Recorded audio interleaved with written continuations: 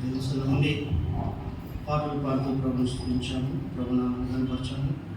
అలాగే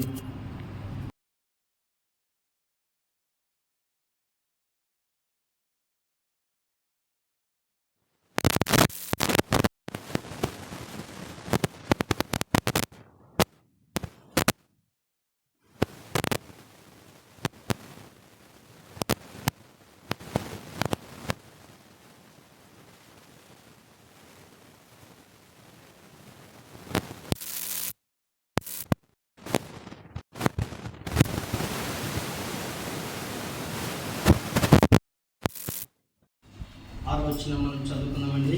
యెషయా గ్రంథము 9వ అధ్యాయము 6వ వచనం మనం చదువుకుందాం. మనకు కుమారుడు అనుగ్రహింపబడెను, ఆయన భుజం మీద రాజ్యభారం ఉండెను. ఆశ్చర్యకరుడు, ఆలోచనకర్త, బలవంతుడైన దేవుడు, నిత్యుడగు తండ్రి, సమాధానకర్తయగు అధిపతి అని అతనికి పేరు పెట్టబడును. ప్రభునందు ప్రియులారా, చదువుకున్న వాక్య భాగాన్ని మనం ఎరుగుదము. అనేక సార్లు మనం ఈ వాక్యం పైన దైవజనులు దాసులు అందించగా మనం విని ప్రభుని మనం స్తుతించుంటున్నాం. అయితే ఈ సమయంలో కూడా అదే భాగంలో నుండి మనము మన ప్రభువాన్ని జ్ఞాపకం చేసుకుంటూ మన ప్రభువాన్ని మనం స్తుతించుదాం.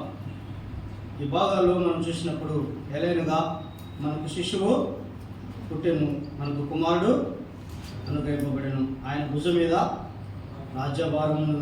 ఆశ్చర్యకరుడు, ఆలోచనకర్త, బలవంతుడైన దేవుడు, నిత్యుడగు తండ్రి, సమాధానకర్తకు అధిపతి అని అతనికి పేరు పెట్టబడినని మనం చూస్తున్నాం. హిందీలో నుండి ఆరాధన సహాయకరంగా మనం 2 మాటలు మనం జ్ఞాపకం చేసుకుందాం. ఆయన భుజం మీద ఏమున్నదంట? రాజ్యభారం ఉన్నది. అలాగే ఆయన ఎలాంటి దేవుడు అంటే ఆలోచనకర్త, బలవంతుడైన దేవుడు అని మనం చూస్తున్నాం. ప్రేమైన దేవులారా, ఉదయకాలంలో మన ప్రభు ఎంత ఘనుడో, ఎంత బలవంతుడో, ఎంత శ్రేష్ఠుడో, ఎంత ఉన్నతుడో మన ప్రభువాన్ని మనం జ్ఞాపకం చేసుకుందాం. నిజంగా మరి యెషయా గ్రంథకర్త రాస్తున్నాడు, మనకు శిశువు పుట్టెను, మనకు కుమారుడు అనుగ్రహింపబడెను. ఎవరికంట? మనకంట. వీళ్ళరా, నిజంగా మనం ఎంతో ధన్యులు ఒకసారి జ్ఞాపకం చేసుకున్నాం. అయితే ఆ శిశువు మీద, ఆ కుమారు మీద ఏమున్నదంట? ఆయన భుజం మీద రాజ్యభారం ఉన్నది, రాజ్యభారం ఉన్నది అని మనం చూస్తున్నాం. అయితే ఆయన ఎలాంటి దేవుడు అంటే ఆశ్చర్యకరుడు, ఆలోచనకర్త, అలాగనే బలవంతుడైన దేవుడు అని మనం చూస్తున్నాం. అయితే మన ప్రభువారికి చాలా పేర్లు ఉన్నాయి. యెహోవా ఈరేని, యెహోవా నిశ్చని, ఆయన ఉన్నవాడు, అనవాడని, ఆయనకి చాలా పేర్లు ఉన్నాయి. అయితే ఆయన భూమి మీద ఉన్నప్పుడు ఆయన నజరేయుడైన యేసుక్రీస్తుని, ప్రభు అయిన క్రీస్తుని పిలువబడినట్లుగా మనం చూస్తున్నాం. అయితే ఈ యొక్క సమయంలో మనము ప్రభుని ఆరాధించడానికి చేరవచ్చిన మనము మన ప్రభువారు ఎంత బలవంతుడో మనం ఆలోచించినట్లయితే నిజంగా ఆయన ఎంతో బలవంతుడు. యేసు ప్రభువారు శిష్యులు సముద్రం మీద ప్రయాణం చేస్తున్నప్పుడు, యేసు ప్రభువారు ఓడ అమరమన అనుకున్నప్పుడు, మరి గాలి తుఫాను లేచి ధోనిని కొట్టినప్పుడు, ధోని అలల చేత కొట్టబడుతున్నప్పుడు, గాలి చేత కొట్టబడుతున్నప్పుడు శిష్యులు భయపడి, మేము నశించిపోతున్నాము, నీకు చింత లేదా అని చెప్పి ఆయనను లేపినట్లుగా మనం చూస్తున్నాం. ప్రేమైన దేవులారా, మరి ప్రభువు యేసుక్రీస్తు వారు లేచి గాలిని, సముద్రాన్ని నిమలపరిచినట్లుగా మనం చూస్తున్నాం. అయితే గాలిని, సముద్రాన్ని ఆయన ఆపినట్లుగా మనం చూస్తున్నాం. నిజంగా ఆయన గాలిని, సముద్రాన్ని ఆపినాడంటే ఆయన ఎంత బలవంతుడో ఒకసారి మనం ఆలోచించేద్దాం. సముద్రాన్ని ఆపగలిగినంత బలవంతుడు, గాలిని ఆపగలిగినంత బలవంతుడు, అలలను ఆపగలిగినంత బలవంతుడు, సముద్రాన్ని నిమ్మలపరిచినంత బలవంతుడు. వినరా, ఆయన బలవంతుడు అనే సత్యాన్ని మనము ఉదయకాలంలో జ్ఞాపకం చేసుకుందాం. అలాగనే అపొస్తలుల కార్యంలో మరి 3వ అధ్యాయంలో మనం చూసినట్లయితే 1 నుండి 10 వరకు మనం చూసినట్లయితే అక్కడ శృంగారమున దేవాలయంలోనికి 3 గంటలకు ప్రార్థన కాలమున మరి ఎక్కి వెళుచుండగా అనే మాట మనం చూస్తున్నాం. ఆ భాగాల్లో మరి అందరూ ఎక్కి వెళుతున్నారు. అదే సమయంలో పేతురు, యోహానులు కూడా దేవాలయంలోనికి ఎక్కి వెళుతున్నారు. అయితే దేవాలయం వెలుపట ఒక వ్యక్తి కూర్చున్నాడు, భిక్ష అడుక్కుంటూ కూర్చున్నాడు. ఆ వ్యక్తి ఎవరు? ఒక భిక్షకుడని, కుంటివాడని, పుట్టిన మొదలుకొని కుంటివాడని మనం చూస్తున్నాం. ఆ యొక్క వ్యక్తి మరి అందరిని అడిగినట్లుగానే పేతురు యోహానులు ఎక్కువ వెళుతుంటే వాళ్ళు కూడా అడిగారు. అడిగినప్పుడు పేతురు యోహానులు ఏమన్నారు? మా యొక్క వెండి బంగారములు లేవు, కానీ మాకు కలిగినదే నీకు ఇచ్చున్నామన్నా. అయితే వాళ్ళు ఆ మాట చెప్పి అతనితో ఏమని చెప్పి అతనిని చేపట్టినట్లు మనం చూస్తున్నాం. లే, నజరేయుడైన యేసు క్రీస్తు నామమున లే, నడుమని చెప్పినట్లుగా మనం చూస్తున్నాం. ఆయన పేరు చెప్పి ఆయన నామమున ఆ యొక్క పుట్టినది మొదలుకొని కుంటివాడిని పట్టుకొని చేయి పట్టుకొని లేవనెత్తగా నెచ్చిన ఆ యొక్క కుంటివాడు లేచి నిలిచి చీలమండలం బలం పొందుకొని నడుచుచు గంతులు వేయచ్చు దేవాలయంలోనికి వెళ్ళి దేవుని స్తుతించినట్లుగా మనం చూస్తున్నాం. అంటే ఆయన నామములో ఎంత బలం ఉన్నదో ఒకసారి మనం చూస్తున్నాం కదా. ఆయన నామములో ఎంతో బలం ఉన్నది, ఆయన మాటలో ఎంతో బలం ఉన్నది పిల్లరా. అలాగే మరి మన ప్రభు యేసుక్రీస్తు ఎంత బలవంతుడంటే పుట్టినది మొదలుకొని ఆయన నామము ద్వారా స్వస్థత పొందిన బలవంతుడిగా మనం చూస్తున్నాం.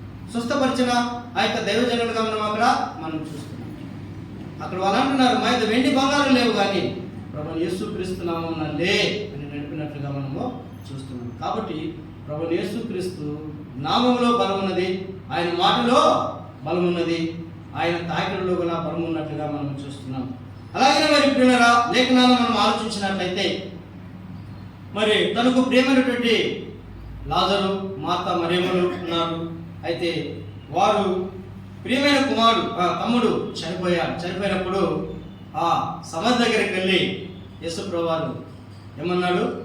అయితే అక్క చెల్లెలు ఏమంటున్నారు? అతడు చనిపోయి 4 దినములైనది, అతడు కుళ్ళు వాసన పడతాడని చెప్పినప్పుడు అతను ఎక్కడ ఉంచారు అన్నప్పుడు ఫలానా చోట ఉంచామని సమాధి దగ్గరికి వెళ్ళినప్పుడు రాయి తీయండి అని చెప్పినప్పుడు ఆ యొక్క రాయిని పక్క తీసినప్పుడు ఆ సమాధిలో ఉంటున్న లాజరు చూసి ఏమన్నాడు?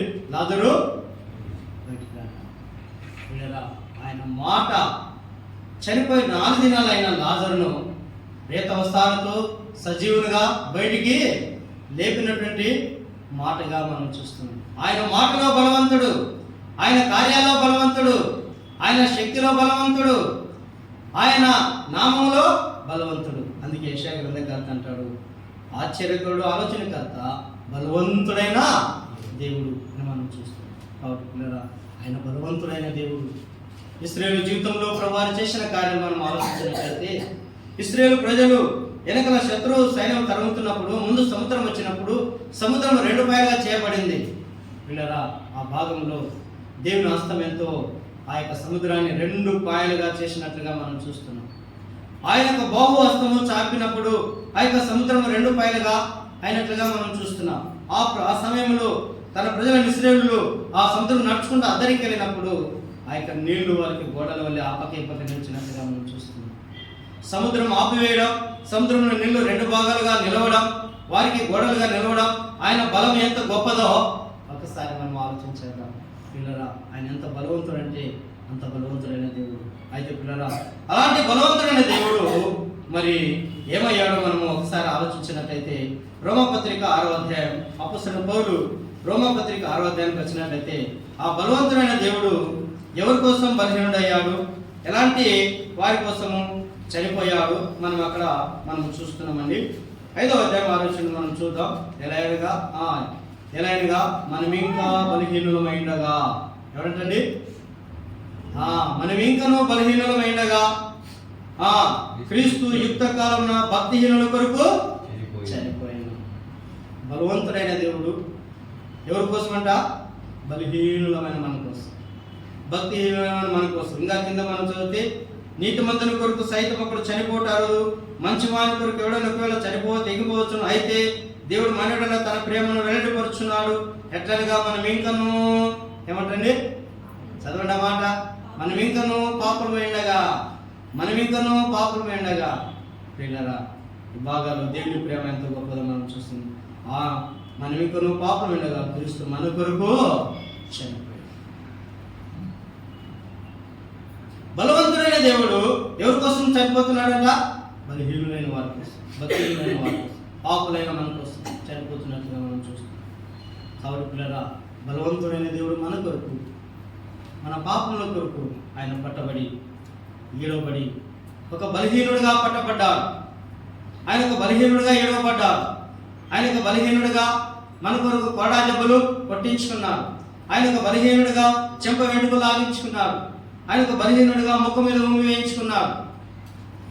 ఒక్కసారి మనం ఆలోచించేద్దాం, మన ప్రభువు ఎంత బలవంతుడో, అయితే మన పాపం విషయంలో ఆయన మన కొరకు ఎంత బలహీనుడిగా మారిపోయాడో మనం చూస్తాం. మనం ఇంకా బలహీనుడైనగా భక్తిలో మన కొరకు ఆయన చనిపోయిన అనే మాట మనం చూస్తాం. మనం ఇంకా పాపమేడగా క్రీస్తు మన కొరకు చనిపోయిన అనే మాట మనం చూస్తాం. ఎందుకు చనిపోయాడు? ఎందుకు బలహీనుడయ్యాడు? ఆయన మనల్ని చూపిన తన మహా ప్రేమ.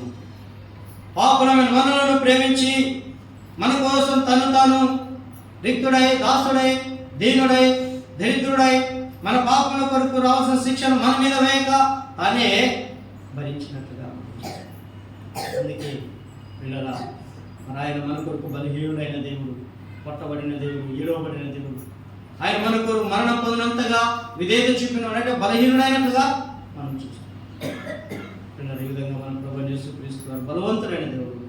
మన కొరకు, మన పాపం కొరకు ఆయన బలహీనుడుగా పట్టబడినట్టుగా, బలహీనుడుగా కొట్టబడినట్టుగా, బలహీనుడుగా మరణానికి అప్పగించబడినట్లుగా మనం చూస్తున్నాం. అయితే నిజంగా పాపంలో జీవితము మరణం, మరణానికి మనము పాత్రులం, మనము పాపం చేసినవి. అయితే మరణానికి పాత్రలు మనలను, పాప దాసత్వం నుండి మనం విడిపించడానికి, మరణంలోనే మనకు విడుదల కలిగించడానికి, మరణంలోని జీవంలోనికి దాటించడానికి ఆ దేవాది దేవుడే మనల్ని ప్రేమించి పాపులమైన మనలను పరిశుద్ధులుగా మార్చడానికి, తన పిల్లలుగా మార్చుకోవడానికి ఆయన మన కొరకు కుమారుడుగా ఈ లోకానికి అవతరించి, ఆయన మన కొరకు ఒక శిష్యుగా అవతరించినట్టుగా మనం చూస్తున్నాం. అయితే మన అందరి కొరకు ఆయన నిలువెల్ల గాయాలు పొంది ప్రాణం పెట్టి సమాధించబడి తిరిగి 3వ దినమున లేపబడిన ప్రభుగా మనం చూస్తున్నాం. బలవంతుడైన దేవుడు మన కొరకు బలహీనుడైన దేవుడుగా మనం చూస్తున్నాం. అందుకే పేతురు భక్తుడు రాస్తూ 2వ అధ్యాయం 22 ఒక మాట అంటాడండి, క్రీస్తు కూడా మీ కొరకు బాధపడి, క్రీస్తు కూడా మీ కొరకు బాధపడి. వీళ్ళ ఎవరి కోసం ఆయన బాధపడ్డాడు? ఎవరి కోసం ఆయన కొరడా దెబ్బలు కొట్టించుకున్నాడు? మన కోసమే ఆయన బాధపడ్డాడు. మన కోసమే ఆయన రక్తం గార్చాడు. మన కోసమే తన ప్రాణం పెట్టాడు. ఆయన మన కోసమే మరణించి తిరిగి లేచాడు. మరణ బంధకాల నుండి ఆయన మనం విడిపించడానికి ఆయన బలవంతుడైన దేవుడు.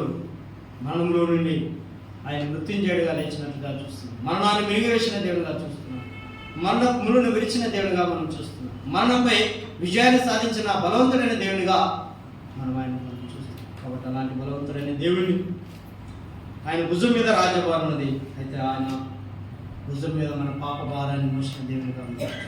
కాబట్టి ఈ విధంగా మన ప్రభువారు మన కొరకు చేసిన ఆ శిలువ త్యాగాన్ని, మన కొరకు మన ప్రభువారు పొందిన గాయాలను, మన ప్రభువారు ఎంత బలవంతుడు, ఎంత ఘనుడు, ఎంత శ్రేష్ఠుడు మనం జ్ఞాపకం చేసుకుంటూ ఆ ప్రభువారు మన కొరకు బలిగుండే తనలో క్రీస్తులో మనను బలవంతులుగా చేసి తన పిల్లలుగా చేసుకుని, తన సొత్తుగా మనం చేసుకుని, తనను ఆరాధించే పిల్లలుగా మనం చేసుకున్నాం. కాబట్టి అలాంటి బలవంతుడైన దేవుని జ్ఞాపకం చేసుకుంటూ ఆయన బలమైన కార్యం మనం జ్ఞాపకం చేసుకుంటాం. ఆయన మన కొరకు బలహీనమైన దేవుని మనం జ్ఞాపకం చేసుకుంటూ ఆయన ద్వారా మనం ఏమై ఉన్నామో ఒకసారి మనం జ్ఞాపకం చేసుకుంటూ ఆయన ప్రేమను జ్ఞాపకం చేసుకుంటూ ఆయన శ్రమలను మనం తలపోసుకుంటూ ఆయన స్తుతించి ఆయన నామాన్ని మహిమపరచుకున్న దేవుడి కొద్ది మాటలు దీవించున్నారు.